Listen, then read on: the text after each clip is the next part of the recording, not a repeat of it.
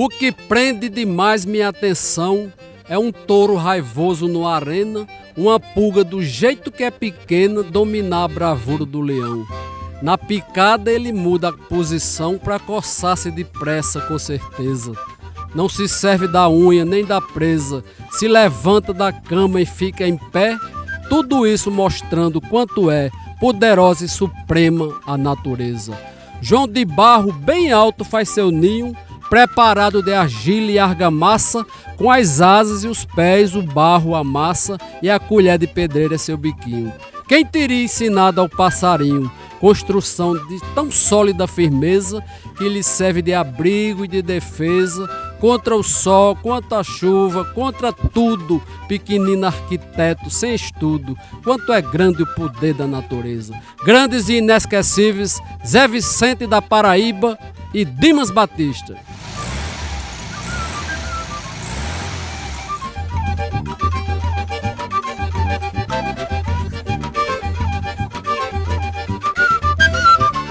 Maravilha, Cantos e Versos vem para a Zona da Mata Norte.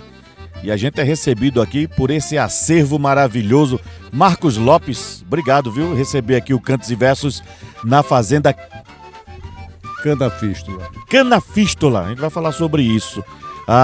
E tem muita história boa para você, nesse programa, prestar atenção dessa riqueza, esse acervo cultural que Marcos Lopes vai mostrar para você, vai falar para você, porque cada cantinho aqui da Fazenda Canafístula tem essa história maravilhosa aqui em Buenos Aires. Segue a gente aí.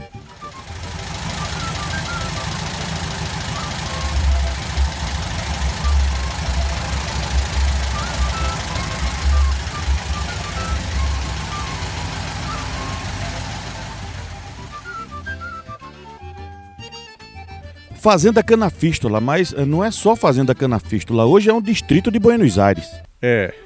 Canafístula hoje é o segundo distrito de Buenos Aires. O primeiro é Lagoa do Outeiro, Canafístula é o segundo. É uma vila hoje que já está, eu creio que com uns 300 habitantes. Maravilha. E aí você trata com muito carinho a fazenda com esse acervo cultural que a gente vai mostrar agora para você, telespectador. Como eu falei, cada cantinho da Fazenda Canafístula tem uma história para contar. Como é que Marcos Lopes chega a ter esse acervo aqui na Fazenda Canafístula? Então, a fazenda foi do meu pai. Foi meu pai que comprou o terreno, era terras do engenho Jacaré. E depois ele comprou um terreno, construiu uma casa de taipa. Como agricultor, trabalhou em cana-de-açúcar, no fumo, na laranja, no café. E aí foi construindo uma vila de casa ali em cima, que depois você vai mostrar. Deu a liberação para a construção da segunda capela, porque já tinha uma capela aqui, mas aí veio a liberação na terra dele para a segunda capela. Depois liberou também para a Prefeitura de Buenos Aires para fazer um chafariz. Depois liberou para fazer o posto médico. Então eu digo que eu tenho uma microcidade em prol de desenvolvimento aqui. Maravilha! Vamos conferir agora esse acervo maravilhoso que Marcos conserva, porque não é fácil você ter um acervo não, viu, gente? Você vai montando o seu acervo e o acervo precisa de manutenção.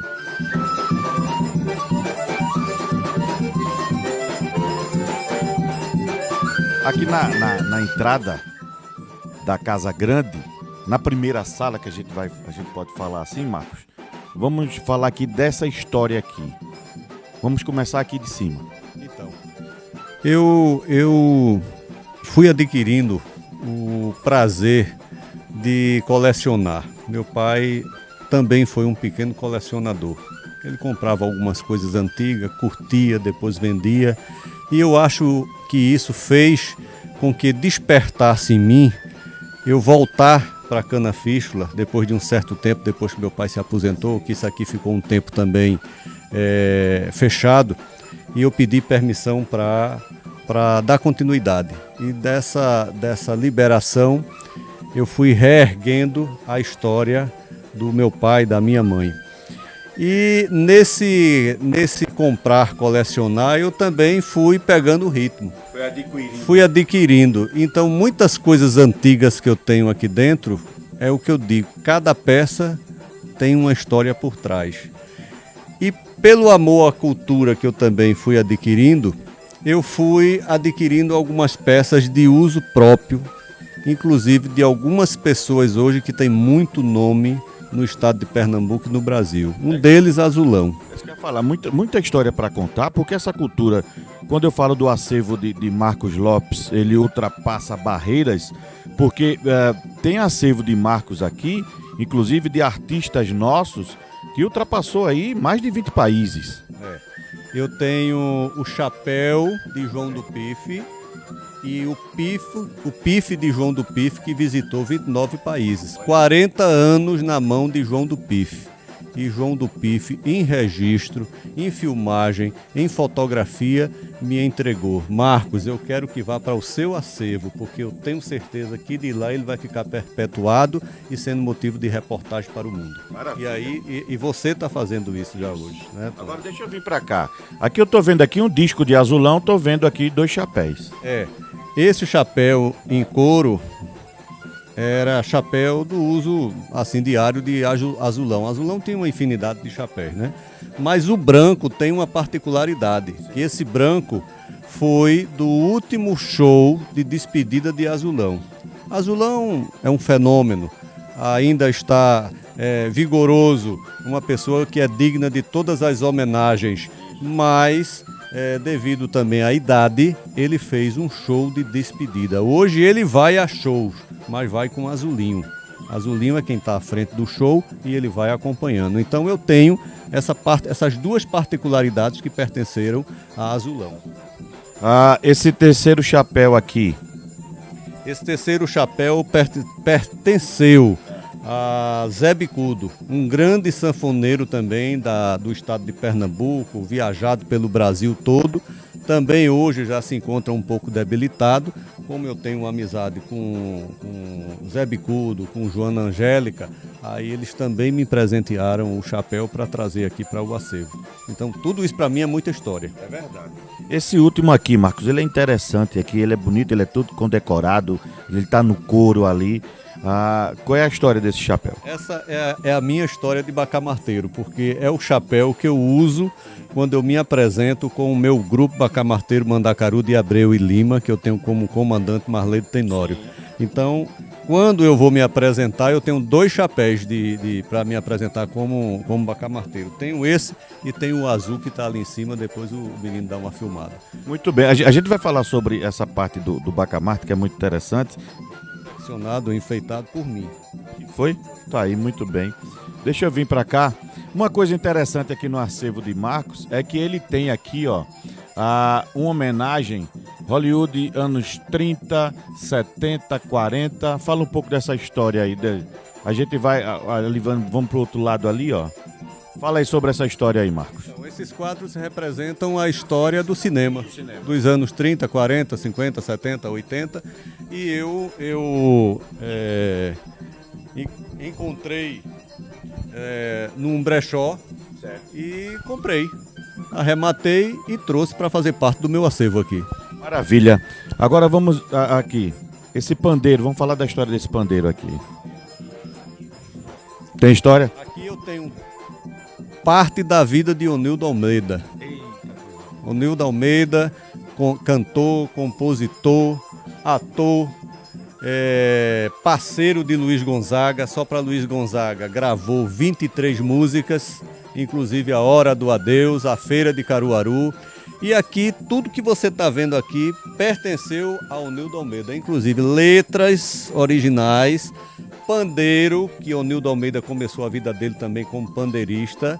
Então, assim, eu tenho um pouquinho da vida de Onildo Almeida aqui, hoje com 95 anos e na ativa, viu? Cantando.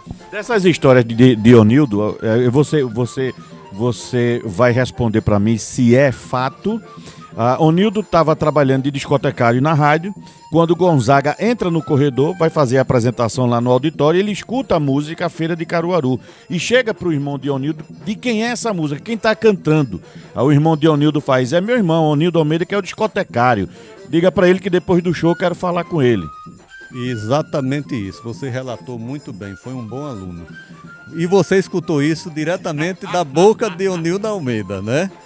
E aí Luiz Gonzaga, o irmão de Onildo, disse, olha, ele está ali, depois você pode falar com ele. Aí Luiz Gonzaga foi fazer o programa dele, a apresentação dele, depois voltou e falou com o Onildo. Disse, Onildo, e essa música aí, como é que você tem um negócio desse e não apresenta para mim? Ele disse, tá aí, tá à sua disposição, querendo gravar, tá à sua disposição. Uma coisa interessante, quando a gente fala da feira de Caruaru, e Onildo disse que quando ele queria construir uma homenagem da riqueza cultural, não é, que a feira de Caruaru tem, e ele fez, é um verso, não é, é um verso e tudo termina em U.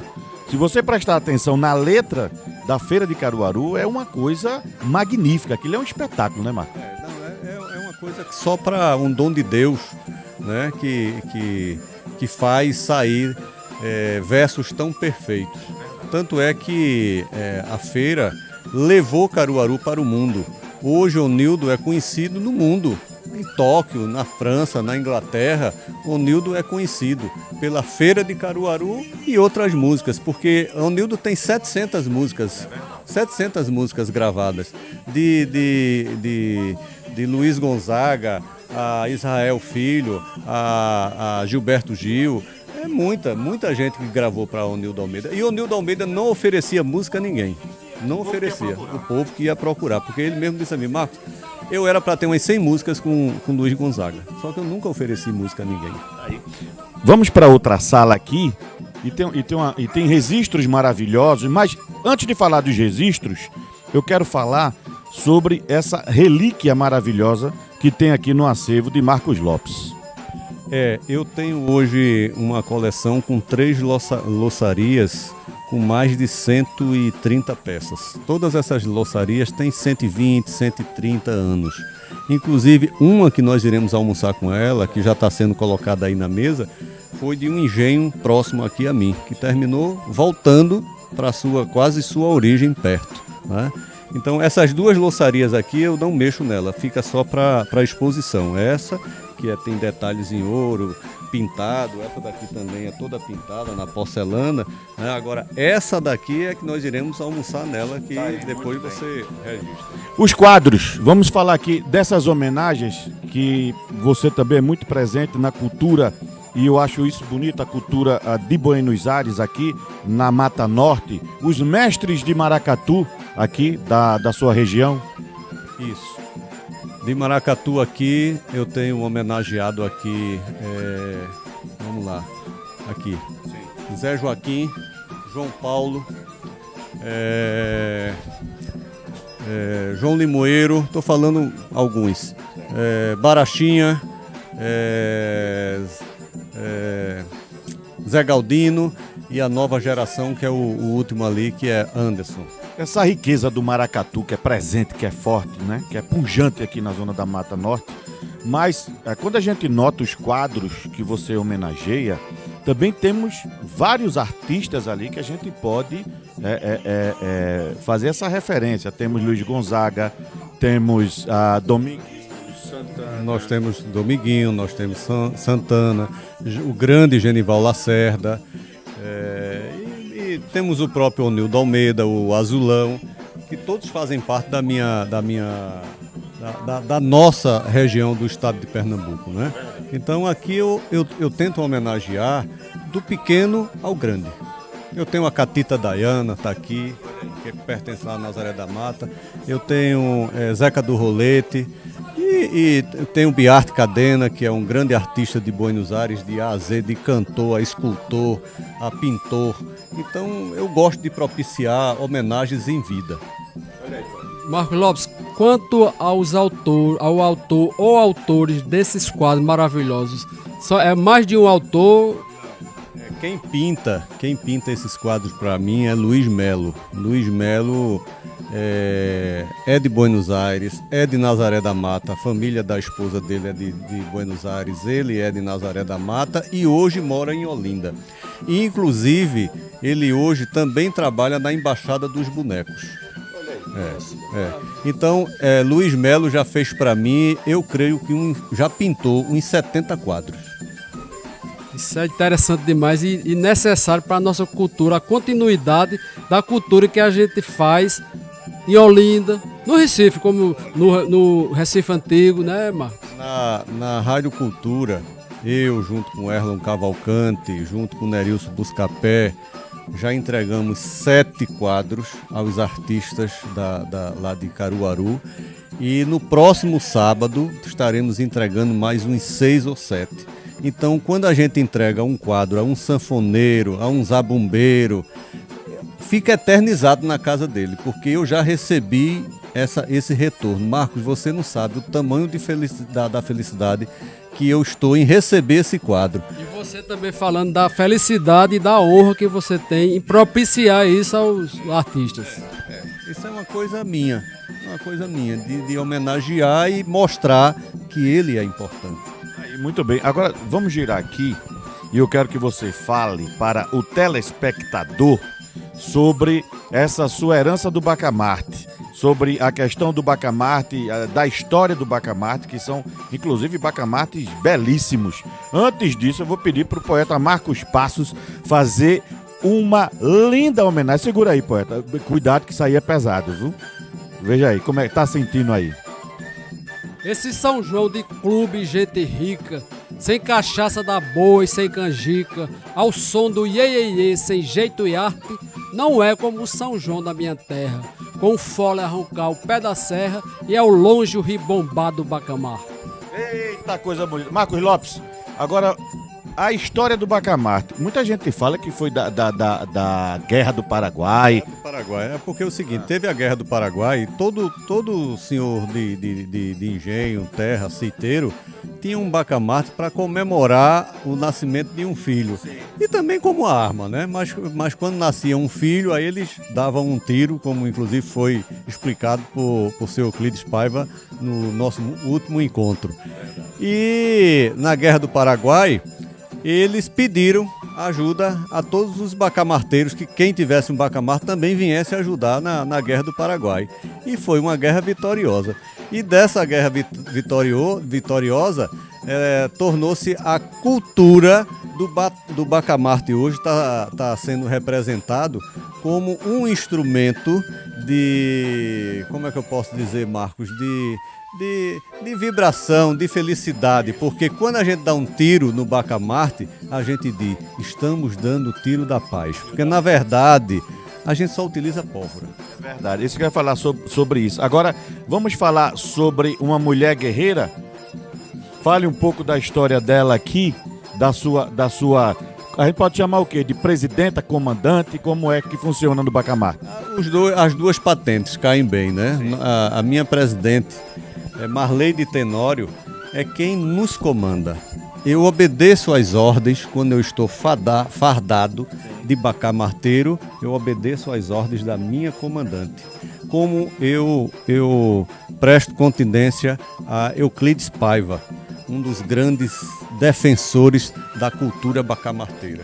Esse homem representa no estado de Pernambuco uma liderança muito forte, um nome muito forte, não só no bacamarte, mas em outras atividades que ele faz. Então, Marleide Tenório hoje tem o grupo que foi formado pelo falecido Boy, né? E Marleide fazia parte do grupo quando Boy faleceu, então ela, por aclamação, foi escolhida presidente. E eu digo, representa muito bem, porque você receber uma patente de presidente, você precisa assumir a função. Você tem que liderar, você tem que ser líder. Não adianta você ter uma patente e não ser líder, não chamar, não estar presente. E Marleide Tenório está presente com o bacamarte dela em todas as atividades que assim a chamem. Então isso é muito importante. Agora eu quero perguntar a você o seguinte, Marcos Passos tá com esse bacamarte aí, e esse aqui, a gente pode chamar também de bacamarte? Não, aqui é uma garruncha, a gente chama de garruncha, porém faz o mesmo pipoco da paz. A gente enche, bota a quantidade adequada de pólvora, tem a posição de segurar, né? Tem a posição de segurar e geralmente a gente atira com o dedo polegar, não é isso? Não é o polegar isso aqui? É. Aí você dá uma sacudida para frente, quando ele pipoca, ele joga o bacamarte para trás. Não é apenas atirar, tem toda uma técnica, não é, Marcos? Se você chegar para mim aqui e dizer assim, Marcos, eu quero dar um tiro, eu digo, do meu bacamarte você não vai atirar, porque existe toda uma técnica, toda uma preparação para poder você virar um bacamarteiro.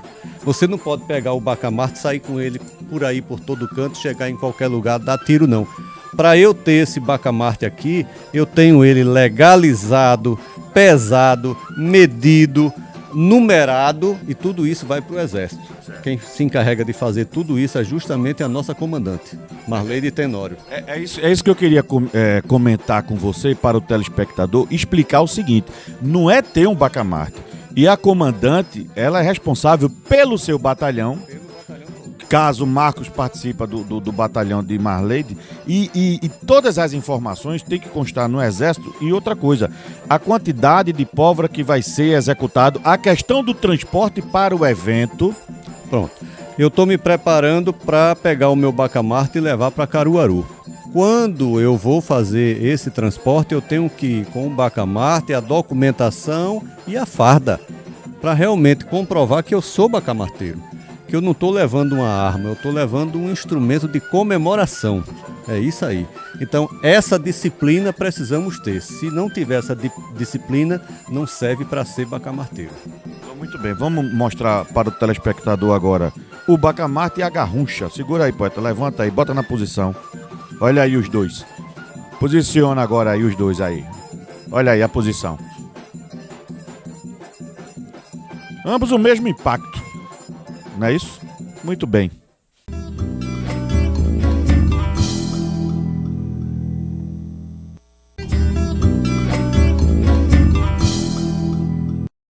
Companheiro do mar, eu não conheço nada. Nunca fui à praia, nem menos a um banho, que o mar é um lago para mim tão estranho que até se parece um conto de fada.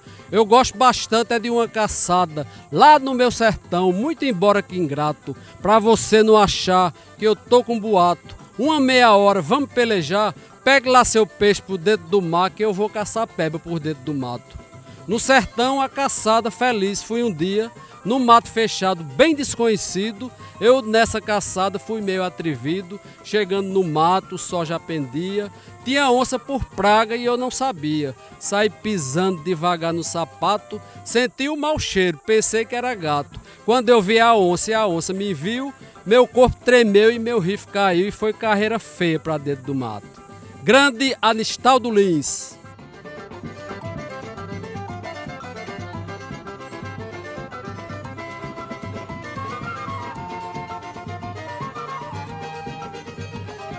Tá aí, muito bem. Cantos e Versos recebe com muito carinho ele que é o nosso representante maior do acordeon, da nossa sanfona, campeão mundial de acordeon, nosso querido Mahatma Costa. Esse cidadão olindense sai de Olinda, vai para Timbaúba, onde tem um encontro com a sanfona pela primeira vez e por aí começa essa história bonita, não é verdade, poeta? É isso aí, grande alegria estar aqui hoje, falar um pouquinho dessa história e tocar a sanfona para vocês.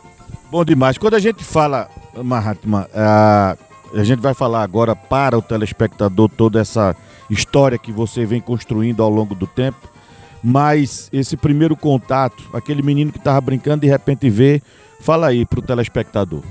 Pois é, o meu avô, que foi o grande começou tudo isso, ele deu uma sanfona de presente à minha mãe e queria que ela tocasse. Ela ainda tocou um pouco e depois, né, foi para Recife, mas ele não deixou levar a sanfona ficou em Timbaúba.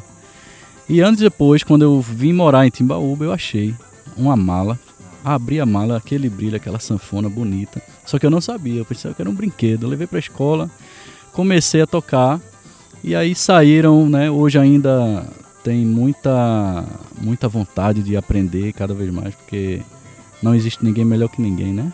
A gente precisa sempre estar se reinventando. E eu tocava lá na frente de casa, às vezes meu avô, e ele dizia o seguinte: você tem que aprender dois nomes fortes para eu dizer que você toca sanfona. Um é Luiz Gonzaga e outro é Sivuca. Eita, coisa boa. A gente tava batendo um papo aqui nos bastidores e você tava falando que você tem muita referência da sua infância, das valsas. Tem muitas valsas, porque nos métodos antigos, eu lembro que tem um maestro lá no Rio de Janeiro que ele fez uma orquestra só com mulheres, tinham mais de 100 mulheres, e naquela época tinha um método que tocava valsas, né? Porque lá em Timbaúba não tinha professor de sanfona, eu tive que vir para Olinda, para o conservatório, fiz umas aulas e aí surgiram as valsas, né? Então fez parte também, só que eu tinha necessidade de tocar o que eu escutava aqui na região, porque Timbaúba é quase divisa com a Paraíba praticamente, e o forró era muito forte. Vamos relembrar? Já tinha nessa época aqui.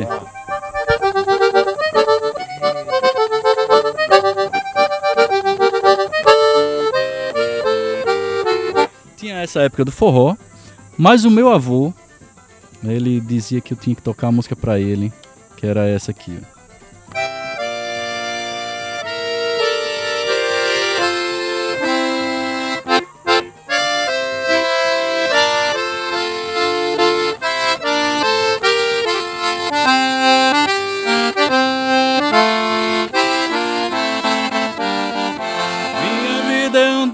Por esse país, pra ver se um dia descanso feliz. E aí emendava, porque era aquela coisa, antes de tocar, eu não podia, era escondido, né? Por isso que eu levei a sanfona pra escola. Mas depois que, ele tá tocando as coisinhas, aí começou os pedidos. Aí minha avó era essa, que gostava.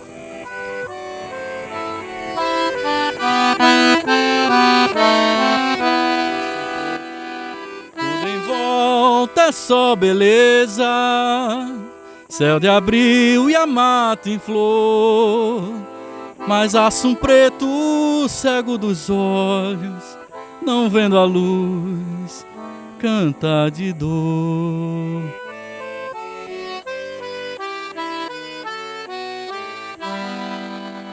Eita, coisa boa, poeta. E o Mahatma Costa, compositor? Fala aí um pouquinho da tua experiência como compositor. Isso, cada viagem que eu tenho feito, sempre bate aquela saudade, né? Essa aí né? Sempre vem, o sentimento, principalmente essas últimas viagens que eu tô indo muito por frio. Sim. Aí dá uma saudade desse calor nosso. Eu sou que nem tampa de chaleira, mas não quero sair daqui. Eu vou porque precisamos divulgar nossa música, nossa cultura. E nessas viagens eu acabo fazendo muitas melodias e algumas poesias também. Não sou poeta, mas gosto de... Só basta sentir pra ser poeta, pô. Mas gosto de escrever umas coisinhas. E uma que eu lembro muito foi na Bahia. Eu fiz com um grande amigo meu, que ele fez a música Cidadão Comum. O nome dele era Dom Fontinelli, que o Flávio José gravou. E fizemos essa parceria. Foi aí que eu comecei mesmo a pegar o jeito de tentar compor, né? Hoje faz uma semana que eu não te vejo. Imagina como anda meu coração. Tão carente, tão sozinho, querendo o teu beijo. Pra acabar de uma vez com a minha solidão. Onde anda que se esquece nem telefonou? Ou será que já não lembra o que aconteceu? Eu não creio que pra ti foi passatempo. Se ainda me acompanha um perfume teu,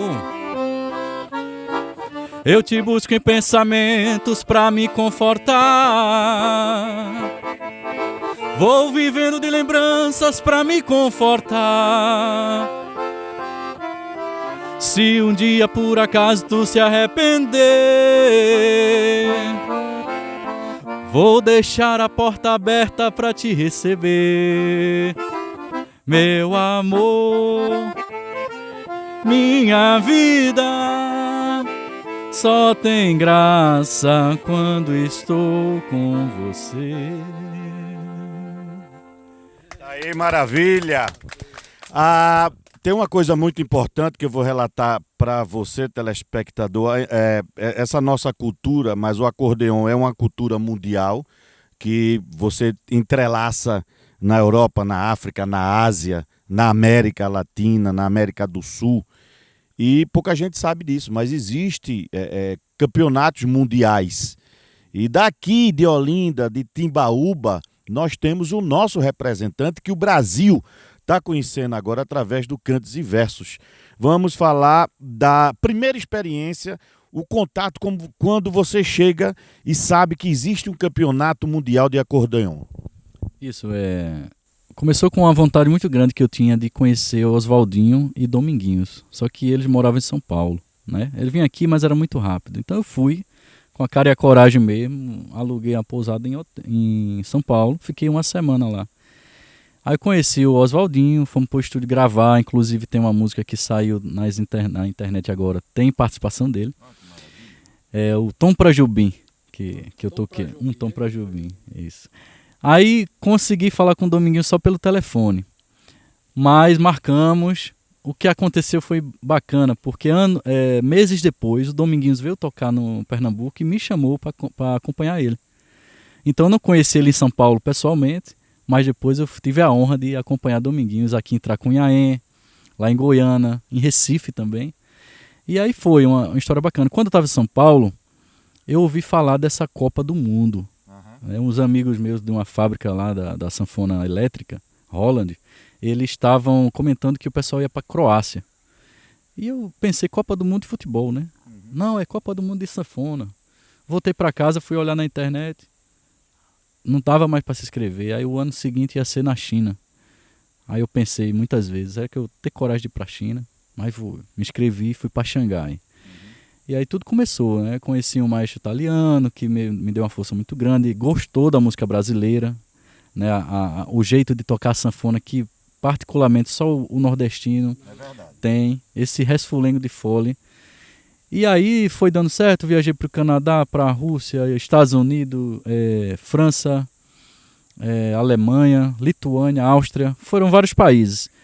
E o interessante é que na China eu comecei a tocar frevo, chorinho, toquei forró, toquei de tudo. Eles gostaram, mas a pontuação foi baixa. Não pela música, não pela técnica, mas porque eles não conheciam, né? Olha aí que interessante. Mas aí nesse caso, como é que ficou a situação? Quando você disse, mas rapaz, eu fiz de tudo, toquei tudo, harmonia linda, e como é que eu chego a ficar entre os últimos? Pois é, rapaz, eu toquei vassourinha, toquei uma valsa de Luperce Miranda, que o Sivuca gravou, que é...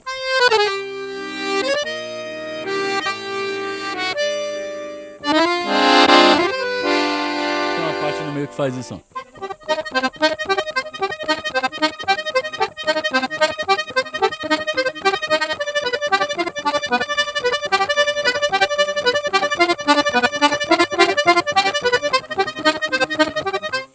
Toquei disso, toquei chorinho, toquei 1-0, tico-tico no fubá, essas músicas, né, que a gente já conhece. E o interessante é que o maestro veio, os jurados vieram elogiar, né? Aí eu, que bom, eu acho que eu vou ter uma posição boa. Quando eu cheguei, fui olhar, era 21º. Aí os cabas só vieram me elogiar, mas a minha pontuação tá baixa demais. Falta de conhecimento. tá baixa. Aí depois o italiano me falou o seguinte: não é o problema, não foi a sua música, todo mundo gostou, é porque ele não conhecia, não tinha uma referência.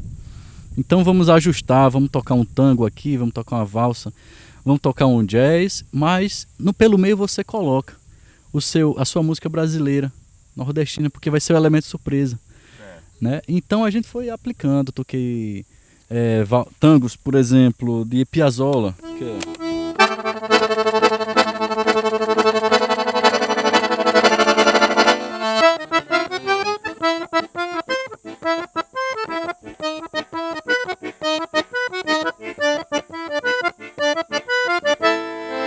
Toquei valsas italianas também.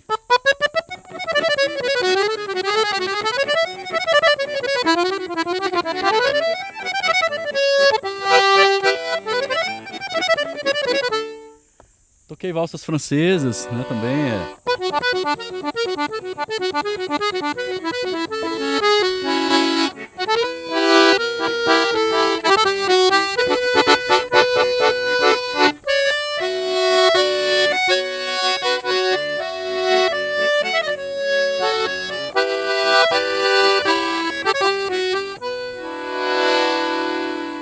E por aí foram repertórios, aprendi música até... É verdade. De várias formas. Agora, quando chega o primeiro campeonato mundial de acordeon, você, como campeão?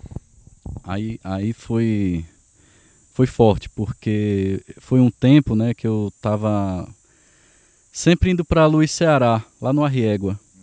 Fiz muitos amigos lá, inclusive poetas amigos, né, meu amigo aí também. E era um momento que era uma família, né, na verdade, porque todo mundo estava na torcida, eu sempre passava e aquele apoio, você vai conseguir.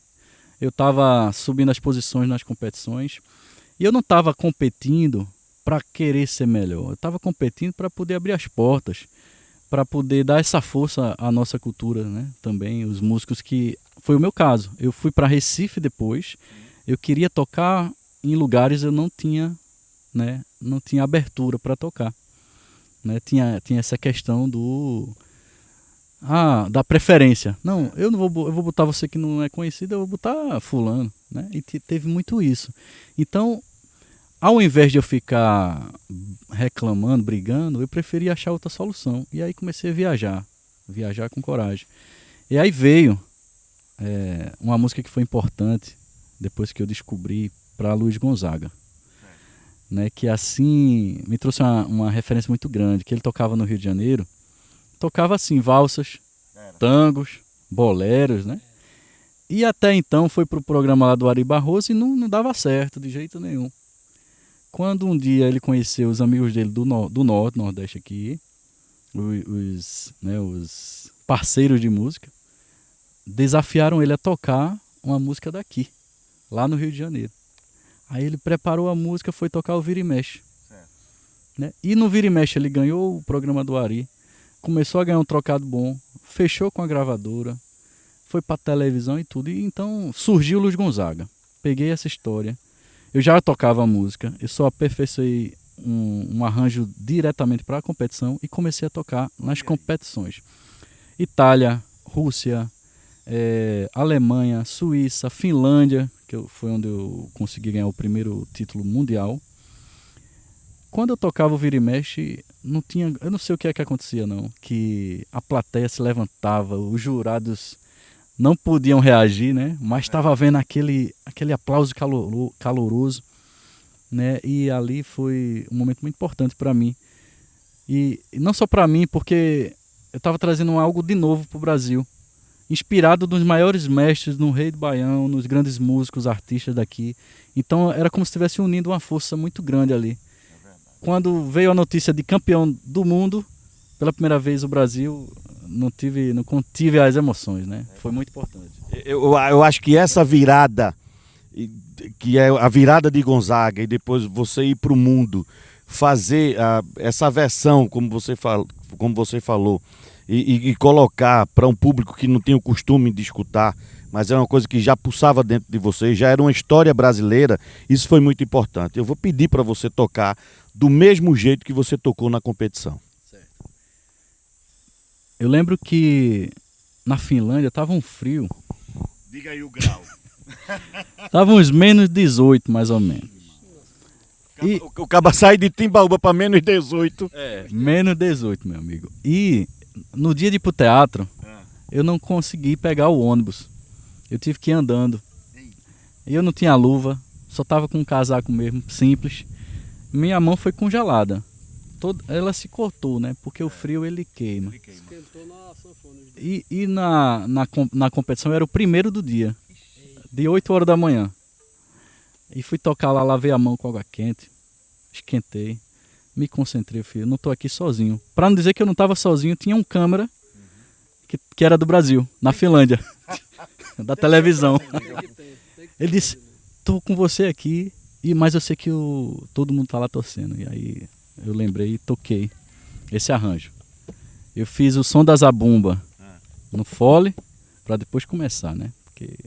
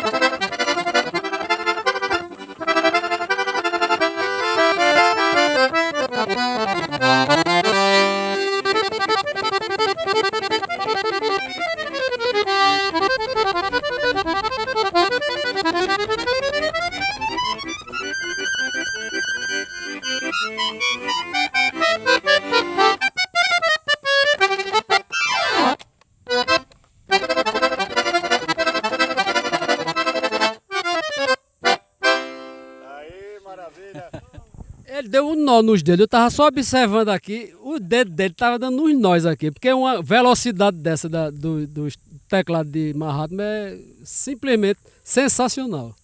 É porque é tudo preto aqui, ó. Aí ajuda. Deve ser.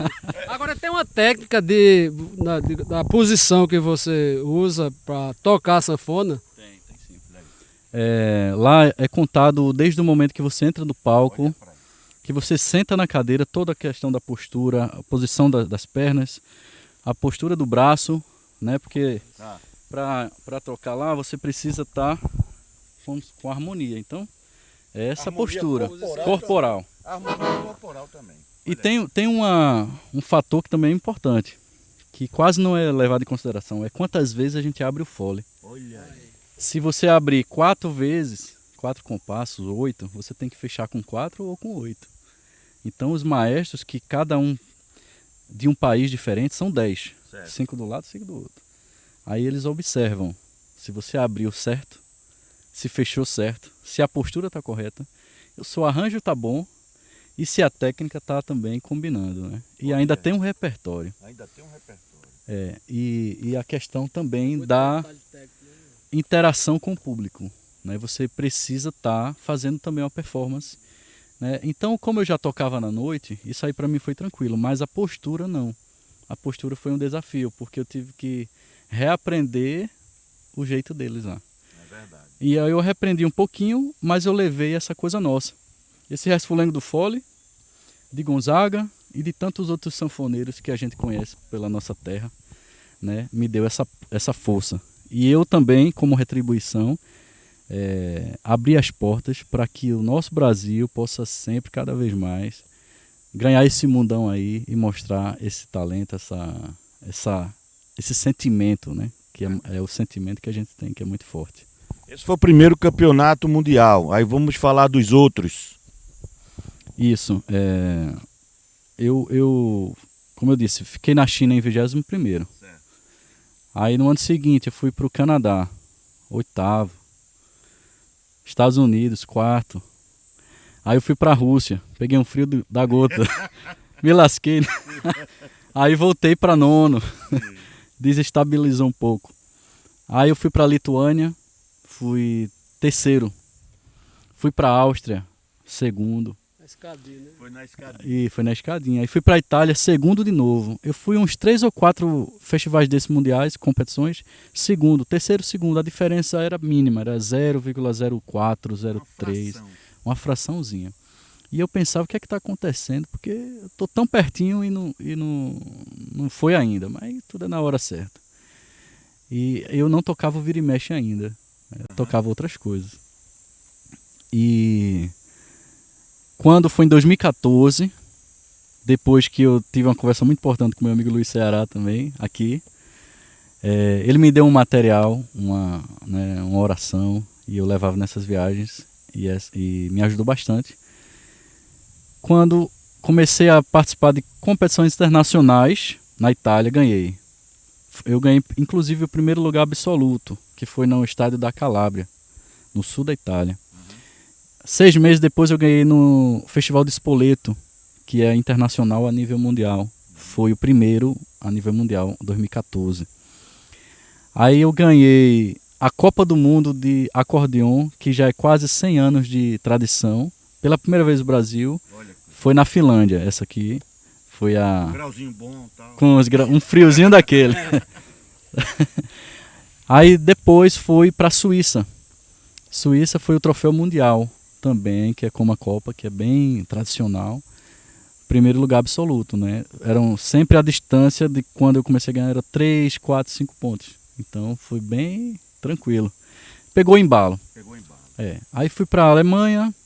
No final totalizam aí, mundiais são 3. Certo. Internacionais tem alguns, acho que uns 5 ou 6. E no Brasil foi 2 vezes. Maravilha. Aliás, atualizando o currículo.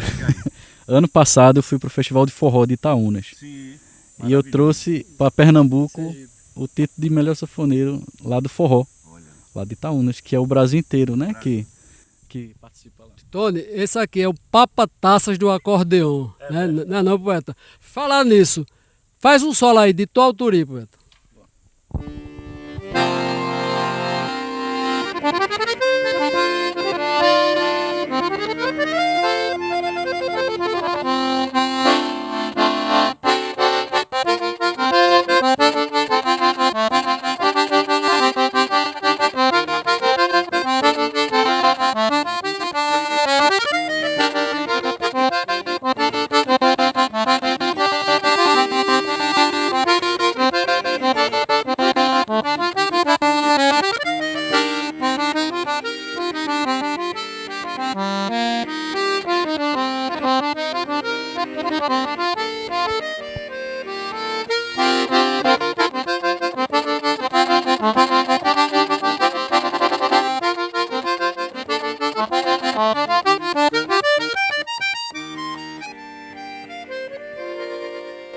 Maravilha!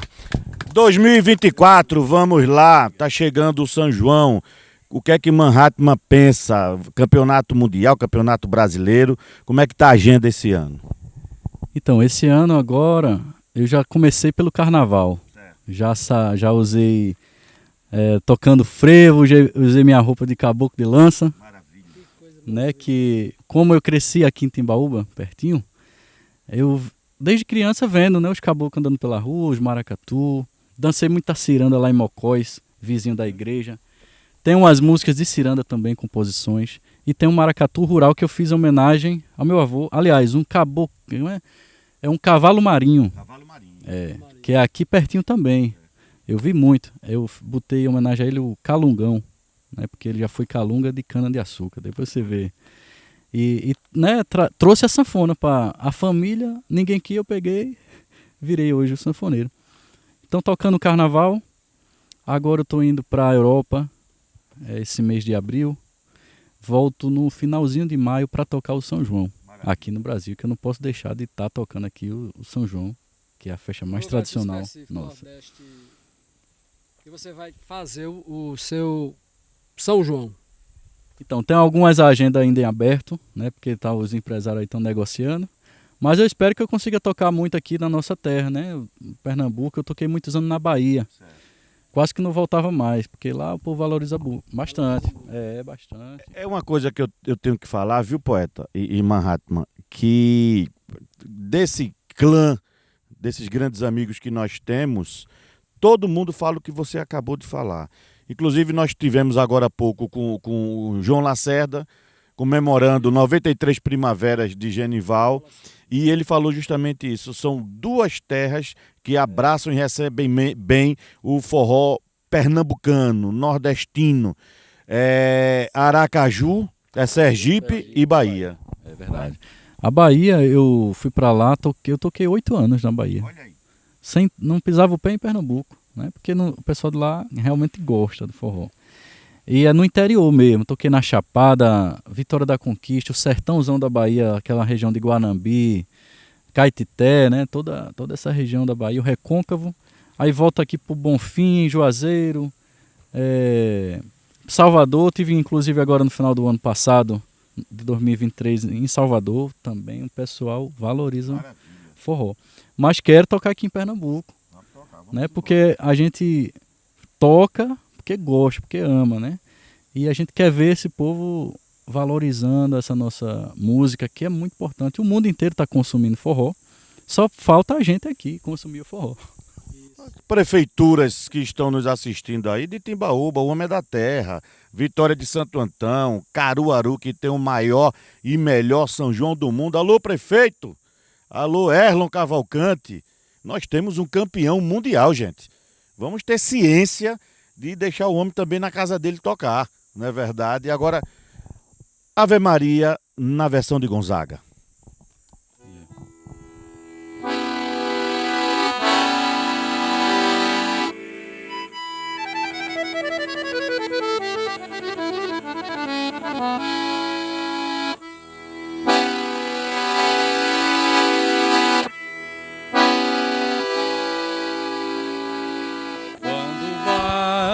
Batem as 6 horas, de joelhos sobre o chão, o sertanejo reza a sua oração. Ave Maria, Mãe de Deus Jesus, nos dê força e coragem para carregar a nossa cruz.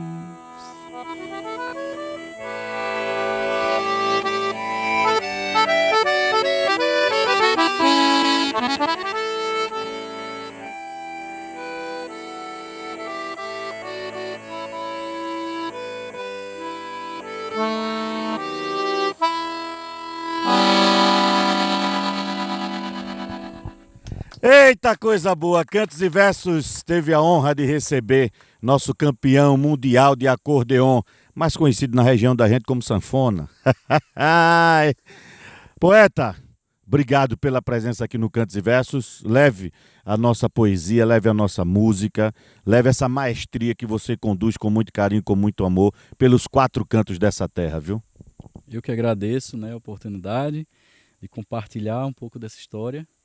E pode deixar que eu vou estar sempre tendo orgulho da onde eu vim, né, levando essa alegria, essa música, esse sentimento e alegrando as pessoas e conectando as pessoas, porque a gente tem que estar se unindo para que as coisas aconteçam, né? Que a vida flua sempre com muita paz e um grande abraço para todos vocês. Manhattan Costa, aqui com a gente.